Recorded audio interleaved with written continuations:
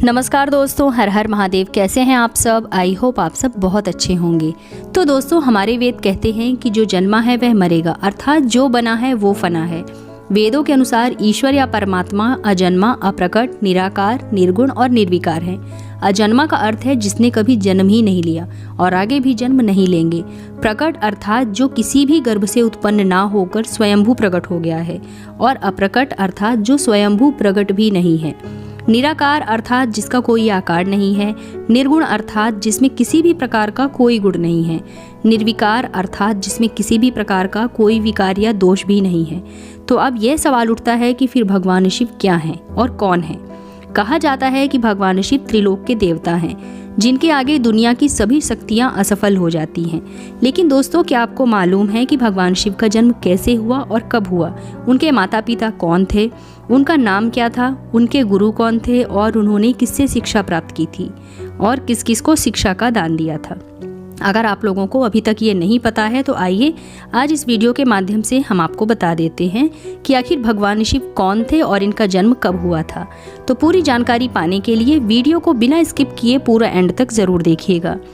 दोस्तों, शिव पुराण के अनुसार भगवान शिव को स्वयंभू माना जाता है, जिसका मतलब होता है कि भगवान शिव का जन्म स्वयं ही हुआ है। इससे एक बात तो साफ हो जाती है कि भगवान शिव की ना तो कोई माता है और ना ही इनके पिता हैं। इसी कारण से भगवान शिव पंच तत्वों से भी परे हैं, जिस कारण से इन्हें मृत्यु का भी कोई भय नहीं है और इनकी मृत्यु कभी हो ही नहीं सकती। अब बात करते हैं विष्णु पुराण में बताई गई भगवान शिव के जन्म से जुड़ी हुई एक और कथा के बारे में।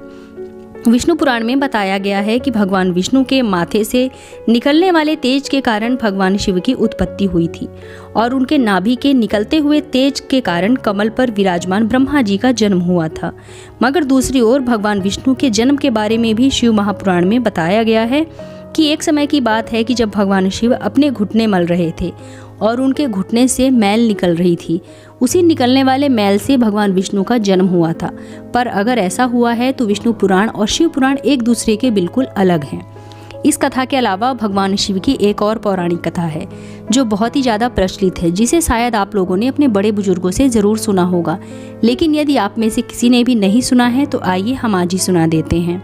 तो एक बार की बात है जब भगवान विष्णु और परब्रह्मा जी के बीच में इस बात पर आपस में बहस छिड़ गई थी कि आखिर इस संसार में सबसे महान कौन है। और जब भगवान विष्णु और भगवान ब्रह्मा इस बात को लेकर आपस में झगड़ने लगे तो एक जलते हुए खंभे के रूप में भगवान शिव उनके बीच में आ गए। दोस्तों, वो इस रहस्य को नहीं समझ पाए। तभी अचानक से एक आवाज आई जिसने कहा कि इस खंभे का छोर जो ढूंढ लेगा वही सबसे महान कहलाएगा। ऐसा सुनते ही ब्रह्मा जी ने एक पक्षी का रूप धारण किया और खंभे का ऊपरी हिस्सा ढूंढने निकल गए। वहीं विष्णु जी ने वराह का रूप धारण किया और खंभे का अंत ढूंढने निकल गए। बहुत देर तक खोजने के बाद भी दोनों में से किसी को भी खंभे का छोर नहीं मिला और दोनों हार मानकर वापस आ गए। जिसके बाद भगवान शिव अपने असली रूप में आ गए और फिर भगवान विष्णु और ब्रह्मा जी ने ये मान लिया कि महादेव ही सबसे महान और शक्तिशाली हैं। इनसे बड़ी और महान शक्ति इस दुनिया में और कोई नहीं है। इसके साथ ही शिव महापुराण में बताया गया है खंभा इस बात को भी दर्शाता है कि ना ही भगवान शिव जन्मे थे और ना ही उनका कोई अंत है।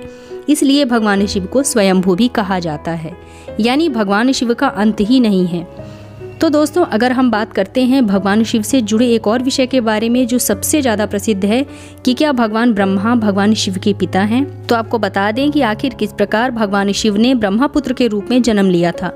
इसके पीछे विष्णु पुराण की एक और पौराणिक कथा है जिसके अनुसार जब धरती, आकाश, पाताल और पूरा ब्रह्मांड जब जलमग्न था, जल में डूबा हुआ था, तब भगवान विष्णु के अलावा कोई भी देवता या प्राणी इस संसार में नहीं थे। तब केवल विष्णु जी ही जल सतह पर अपने शेषनाग पर लेटे हुए थे। जिसके बाद उनकी नाभि से निकलते हुए कमल की डंडी से ब्रह्मा जी प्रकट हुए थे। इसके बाद जब भगवान विष्णु और भगवान ब्रह्मा ब्रह्मांड से संबंधित बातें कर रहे थे तब भगवान शिव प्रकट हुए, जिसके बाद ब्रह्मा ने उन्हें पहचानने से इनकार कर दिया। इसी कारण से भगवान शिव रूठ गए और उनके रूठने से भगवान विष्णु ने उन्हें दिव्य दृष्टि प्रदान कर ब्रह्मा जी को भगवान शिव की याद दिलाई। इसके बाद भगवान ब्रह्मा को अपनी गलती का एहसास हुआ और उन्होंने शिव से क्षमा मांगते हुए अपने पुत्र के रूप में पैदा होने का आशीर्वाद मांगा, जिस कारण से भगवान शिव ने भगवान ब्रह्मा की प्रार्थना को स्वीकार करते हुए उन्हें ये आशीर्वाद दे दिया। लेकिन इसके बाद जब भगवान ब्रह्मा ने इस सृष्टि की रचना शुरू की तो उन्हें एक बच्चे की ज़रूरत पड़ी।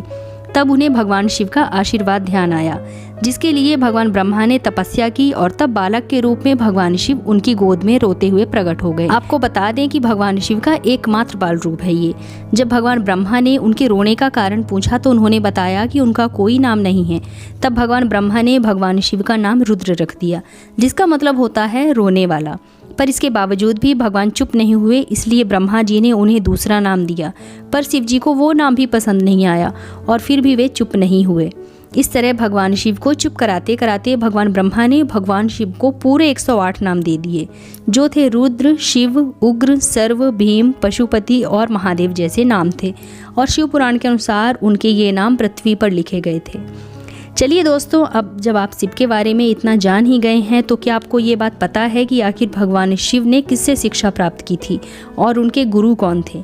तो आइए हम जानते हैं। शायद ही इसका जवाब आप में से किसी को पता हो, पर जिन्हें नहीं पता हो उन्हें बता देते हैं कि भगवान शिव स्वयं इस संसार के गुरु माने जाते हैं, जिन्होंने संसार में गुरु शिष्य की परंपरा की शुरुआत की थी।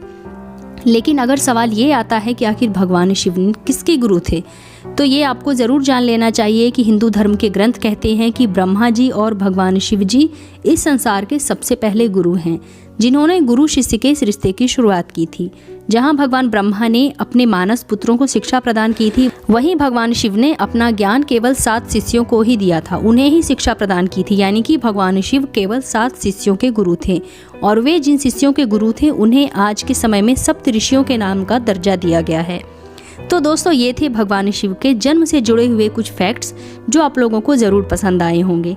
तो उम्मीद करती हूँ कि आप लोगों को मेरा आज का ये वीडियो ज़रूर पसंद आया होगा।